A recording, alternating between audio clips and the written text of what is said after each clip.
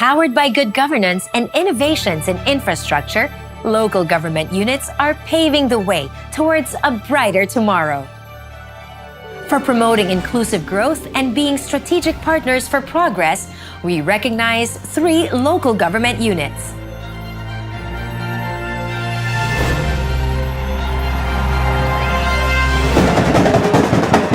Wata!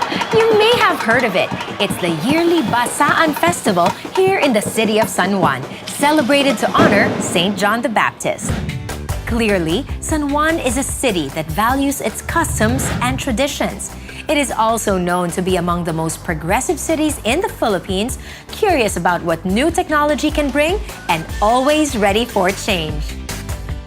Monday morning sees the coming together of minds to further improve services and plan for the future. As only one of 2 utility companies that are invited to participate in these executive legislative meetings, Meralco was tapped for their expertise in power-related matters. In one of these meetings, Meralco extended an invitation to all San Juan barangay captains to attend a power-up forum. Being frontliners to constituents, they expressed an interest to be more informed about the different services offered by Meralco. The Power Up Forum is a program organized by Meralco to educate its customers on its programs and services, thereby empowering them. They now had a better understanding of what could work for their communities and constituents. As a result, e-bikes were commissioned to further the city's clean and green program. One of the most successful collaborations was the introduction of Meralco's prepaid electricity, or K-Load, in St. Josephville. That's where Mayor Gia Gomez is headed to this morning. Welcome to St. Josephville, the first Corriente Load medium-rise development in San Juan. The first time I found out about Corriente Load is through our executive legislative meeting every Monday in San Juan. We invite Meralco to sit with us in that meeting. So I asked the people here if they would be interested in having K-Load. They find it that it will make their lives easier. Mayor Gia Gomez makes it a point to personally check on new projects. And today, she is with Barangay Captain Nelly Duca, who worked with Meralco to successfully launch K-Load in St. Josephville. Kami mga taga St. Josephville ay natutuwa na nagkaroon ng kuryente load dito sa amin dahil napakalaking tulong nito sa pagbabudget ng gastusin sa pamilya. Kontrolado po namin ang konsumo sa kuryente, kaya magaan sa bulsa ng mga nanay na katulad ko. San Juan and Meralco has always done things together. In fact, they launched their One Meralco Foundation. They launched it here in our city. I believe we do have a special place in the heart of Meralco. As the geographical heart of the Calabarzon region, the city of Calamba holds special significance to the nation's history. It is the birthplace of our national hero, Jose Rizal. This is the charming replica of the Spanish colonial home in which Jose Rizal was born a century and a half ago.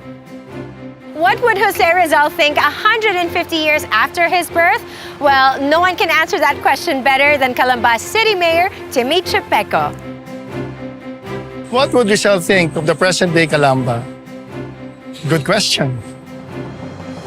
For someone with a strong desire to uplift the lives of his fellow Filipinos, I'd like to think Rizal would be proud of how Calamba has grown to be a city where prosperity is felt even at the grassroots level. Let's take housing, for instance. We have over 2,000 families who live in high-risk areas. They are called informal settlers, but still, they are our constituents and our responsibility. Meralco sits in the City Disaster Risk Reduction Management Council.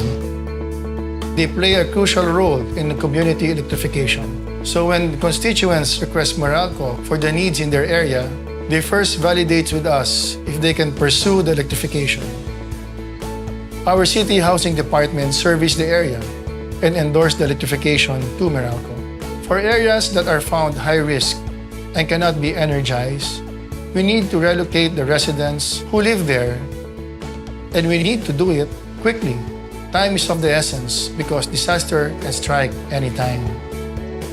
So slowly but surely, we are relocating them to LGU housing projects like the Calambeñoville. So far, Calambeñoville has 6 phases, and we continue to expand as the need arises. Community electrification is another priority project between the city of Calamba and Meralco, and Calambeñoville has benefited from this partnership. As far as modern-day heroes go, the AMC, or accredited Meralco contractors, have been very efficient and trustworthy. We can never really underestimate the importance of electricity and the dignity and joy that it brings to the residents of Calambeñoville.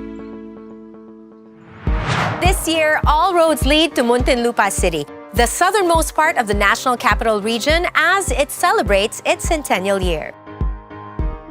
Voted 2017's most business-friendly LGU, the highly urbanized city of Muntinlupa has definitely come a long way. With a city government whose bold vision is to transform the city into one of the country's leading investment hubs, its evolution is ceaseless. It's the dawn of a new era here in Muntinlupa, and the promise of a better future has never been more evident than at the city's new public high school, where the next generation of leaders are being molded. Muntinlupa Mayor Jaime Fresnetti is a strong advocate of education. Hi, Mayor! Hello, good morning, Patricia. Hello po. Naku, naglalakad po ako dito sa Centennial Avenue, and it's hard to believe that all this was just once farmland. This area is a rice field, and then that area in the western part of the National Road is a mango plantation. After 100 years, this is Muntinlupa now. Well, 100 years never looked better. Among the many projects this city is undertaking, one of the most ambitious has been the Centennial Avenue. This kilometer-long hub of the city's major services include a world-class police headquarters, learning institutions, a Gawad Kalinga housing project, a daycare center, sports complex, and soon, the Muntinlupa Museum, all within walking distance of each other. It's hard to imagine that all this was built in a span of 4 years. We just constructed and established this area when I assumed office in 2013. With community effort, this is maybe the secret, and partnership with the private sector, this was easily established, and we are very fortunate to have private partners like Meralco. Mayor, I understand that from day one, Meralco and the Muntinlupa team behind the Centennial Avenue project have been working closely together para mabigay talaga ang mga power requirements. Sila ang co-chair namin. As far as infrastructure development is concerned, hindi lamang dito sa Centennial Avenue, but also in other areas of development of the city. Well, ano po yung mga susunod yung proyekto with Meralco? Within the year, we will be putting up this LED street light throughout the city of Muntinlupa. Oh, nakakatuwa naman po. I'll say it again, Mayor. 100 years never looked better. I would like to take this opportunity to thank Meralco for being a reliable, dependable partner of the city government of Muntinlupa.